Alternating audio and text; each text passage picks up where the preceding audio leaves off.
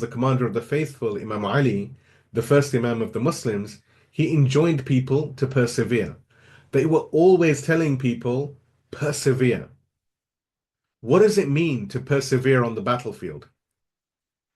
It means not to hold back from the fight. It means never to cease one's efforts, not to leave anything half done. This is the meaning of perseverance.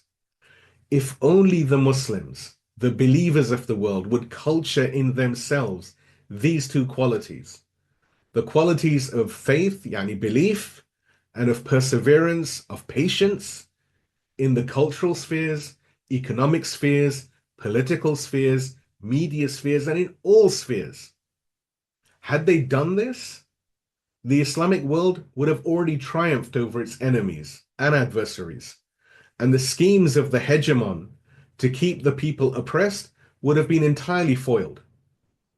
Muslims, believers, must not allow themselves to be led to believe that the brand of ignominy, backwardness, poverty, abasement is burnt into the forehead of faith and the faithful.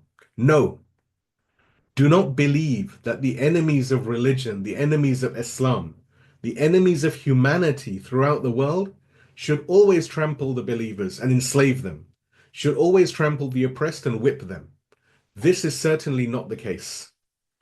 If the Muslims, if the believers, if the oppressed of the world, the Muslim nations of the world, the so-called third world nations of the world, the free people of nations whose regimes are entirely occupied by the hegemon and his minions, if they could find their faith and fortify themselves with perseverance, they could triumph against all of the despots of the world.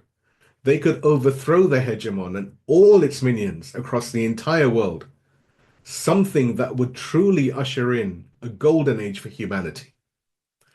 This is the advice of the Quran to all of the Muslims, to all of the oppressed, to all of the believers at all times.